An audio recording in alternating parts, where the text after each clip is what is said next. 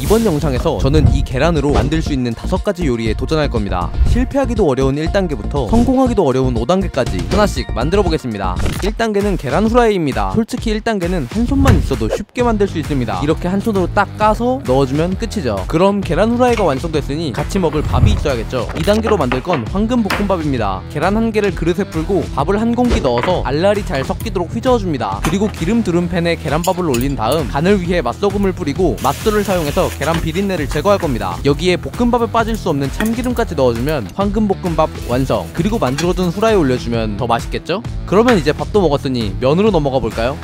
여기서부터 조금 어려워집니다. 면, 베이컨, 계란, 치즈, 후추, 소금. 까르보나라 재료는 이렇게 6개가 끝입니다. 먼저 베이컨을 썰고 1인분 기준 계란 3개 중에 2개는 노른자만 사용한다고 하는데 느끼한 음식을 잘 못 먹어서 양을 적게 만들 예정이라 저는 2개만 사용할 겁니다. 노른자 1개와 계란 1개, 파르메산 치즈, 그리고 후추를 뿌려줄 건데 일단 적당히 넣어줬습니다. 양념을 열심히 섞고 나서 프라이팬을 준비하고 베이컨을 익혀줄 건데 실수.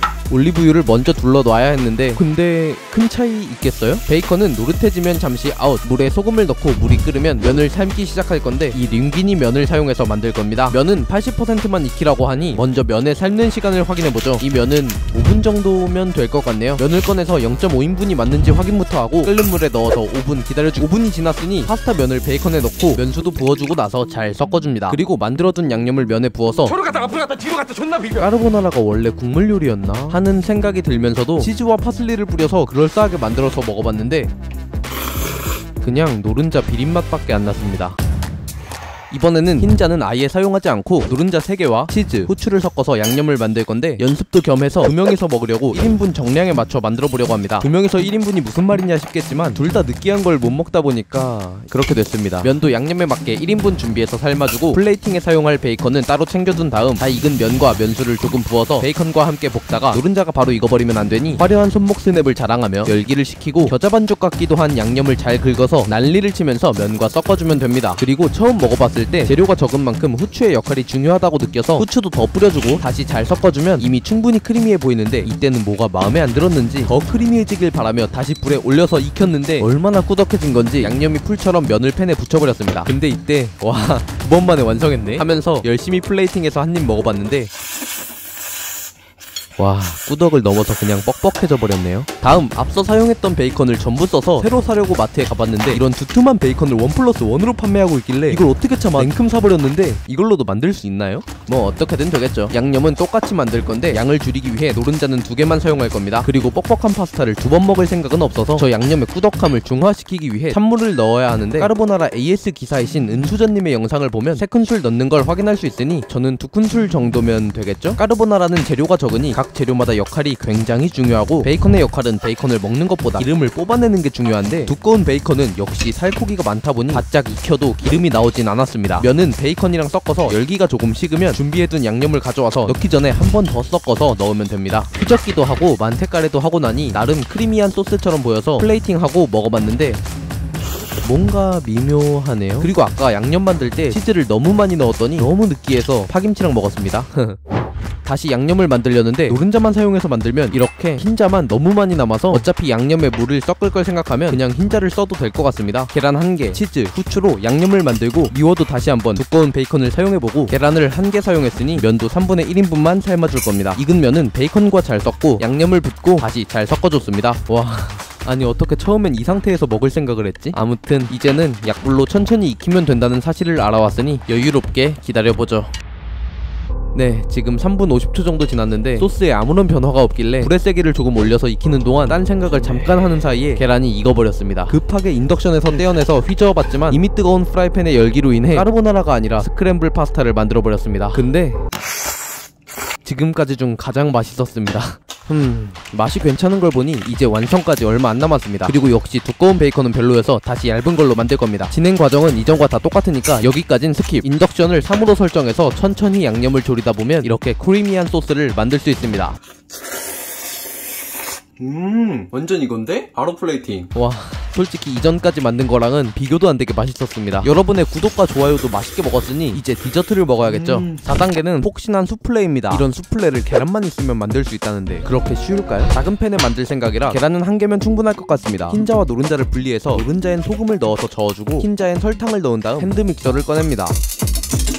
손으로 저으니까 핸드 믹서. 네, 그리고 전원근이 제발 살려달라고 비명을 지를 때까지 휘저어주면 됩니다. 언제나 위아래로만 움직이는 제 전원에 새로운 자극이었습니다. 신기하게 겨우 딱 1000번만 저어주면 뒤집어도 떨어지지 않습니다. 흰자에 노른자를 섞고 나서 팬에 버터를 조금 녹이고 그 위에 부어서 이제 익혀주기만 하면 끝입니다. 뚜껑을 덮고 인덕션 2에 5분. 근데 저 메가리 없는 모습을 보니 계란 한 개로는 택도 없었네요. 심지어 속은 익지도 않았습니다. 이번엔 계란 2개입니다. 이건 깨알팁이지만 노른자를 분리하다가 혹시라도 노른자가 터져서 흰자에 섞이려 해도 당황보다 빨리 건져내면 살릴 수 있습니다. 전환을 혹사시키기 직전에 떠오른 건데 계란이 2개니까 혹시 2000번 해야 되는 건가 싶었지만 다행히 1000번이면 충분했습니다. 잘 됐나 확인하려 굳이 또 뒤집었다가 제 아이들이 세상 밖으로 나와버렸습니다.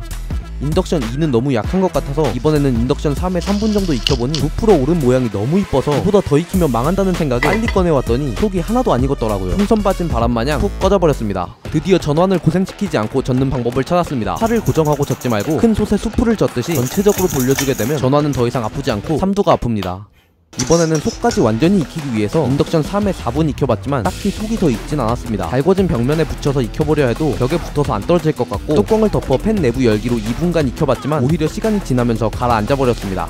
이번에는 인덕션 3에 5분간 익혔더니 속까지 잘 익었습니다. 이제 반으로 접으면 속이 튀어나와서 이런 불룩한 모양이 나오길 기대했는데 익은 다음에 접으면 그냥 팬케이크가 될 뿐이었습니다.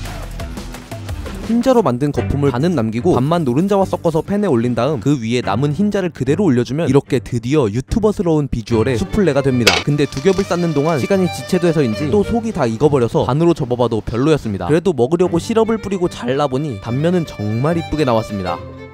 팔이 너무 아파서 하루 쉬고 왔습니다. 5번째를 돌아보면 바닥에 까는 노른자의 양이 적었고 그 위에 올라가는 흰자도 부족했기 때문에 계란 3개로 진행하겠습니다. 확실히 양이 빵빵하니 꽉 찬 느낌부터 드네요. 역시 양이 깡패입니다. 속이 다 익지 않았을 때 미리 접어서 가스레인지로 옆면을 익히려 했는데 팬의 높이보다 오믈렛이 더 커져버려서 조금 타버렸지만 비주얼은 미쳤습니다. 이 탱탱한 소리 좀 들어보세요. 심지어 잘린 단면을 보면 너무 맛있어 보입니다.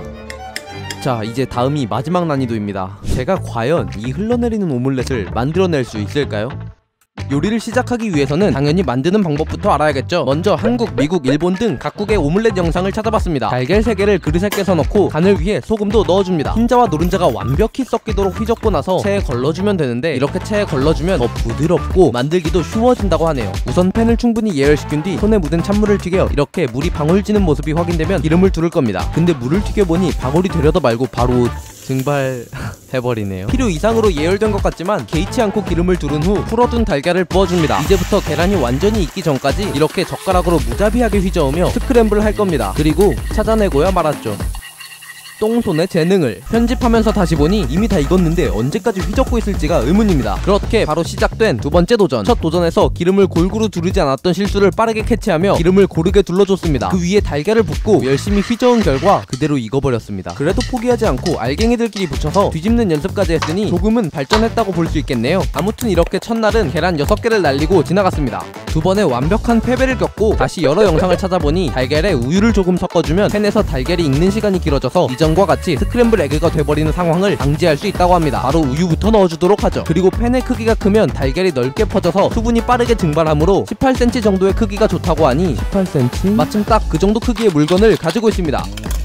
정말 딱 맞는 사이즈 아닌가요? 오케이, 그럼 바로 예열시키고 달걀을 부어줍시다. 그래도 나름 3번째 도전이라고 열심히 휘저으면서 윗면은 폭신폭신하게 잘 만들었는데 냄비여서 그런지 바닥과 옆면이 다 달라붙어서 억지로 긁어내보니 다 탔습니다. 냄비는 웬만하면 국물 요리에 사용합시다. 그래도 어떻게든 럭비공 모양으로 만들어 잘 뒤집어내는 모습이 뿌듯하네요.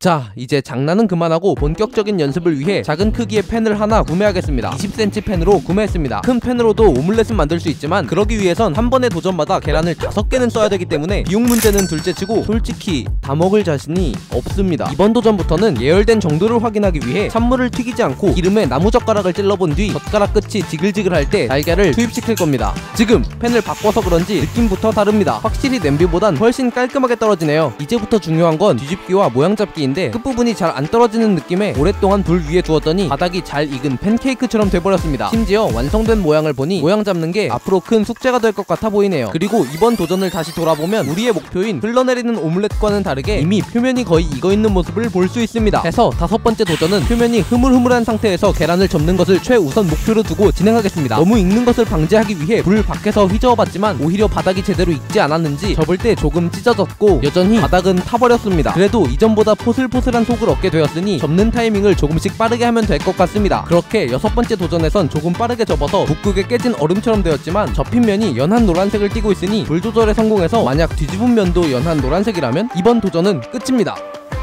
네, 어김없이 타고 말았네요. 오믈렛을 뒤집을 땐 달걀이 팬 밖으로 조금 나오도록 밀어내고 끝부분을 들어서 뒤집어야 합니다. 그리고 많은 장인들이 팬을 살짝 기울여 남은 손으로 손잡이를 통통 치면서 오믈렛을 밀어내죠. 하지만 기술 없이 손잡이만 치게 되면 빠르게 뒤집지 못해서 바닥이 타는 것 같습니다. 그래도 슬슬 모양은 잡혀가는 게 보이네요.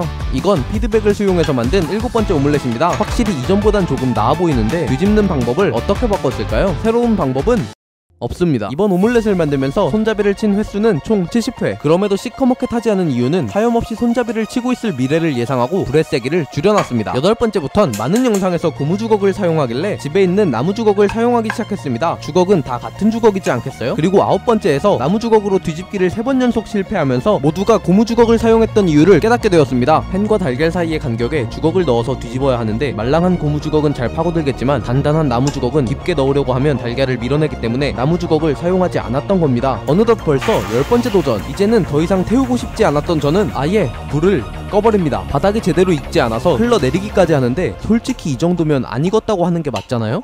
그런데 탔습니다. 도대체 왜 이렇게 타게 되는 걸까요? 그 원인을 파악하기 위해 오믈렛을 만들고자 하는 저의 앞에, 그러니까 카메라 뒤에 서 계시던 어머니가 이렇게 말하시는 겁니다.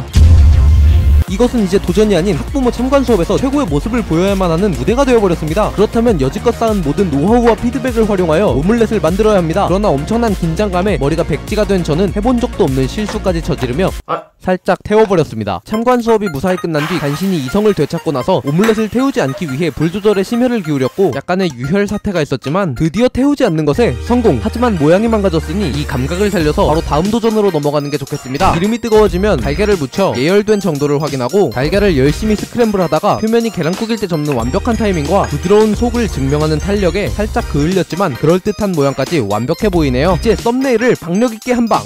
밥 위에 올리고 다시 한번 찍고 나서 오믈렛을 갈라보니 그새 익어버렸네요. 다시! 이번에는 정말 느낌이 좋습니다. 이 찰진 소리가 들리시나요? 그럼 바로 커팅! 아니 왜 안 흘러내리지? 더는 안 되겠네요. 솔직히 이제 먹을 자신이 없습니다. 마침 남은 가스도 단 한 번의 용량만 남았으니 이번 도전을 마지막으로 마무리해보겠습니다. 이건 마지막으로 사용할 달걀입니다. 지금까지와 다른 점이 보이시나요? 네, 맞습니다. 이번에 사용한 달걀은 4개입니다. 오믈렛이 흘러내리지 않는 이유를 내용물의 무게가 부족했다고 판단하고 달걀 4개를 사용하면서 그 무게를 채워주고자 했습니다. 그렇게 완성된 오믈렛은 지금까지 중 가장 이쁜 색깔의 오믈렛이 나왔습니다. 그렇다면 과연 흘러내릴까요? 드디어 흘러내렸습니다. 꼭지점을 정확하게 갈랐다면 반대쪽도 흘러내렸을 텐데 조금 아쉽네요. 그래도 이렇게 총 5단계의 도전이 모두 끝났습니다. 여러분들은 계란 요리 몇 레벨이신가요?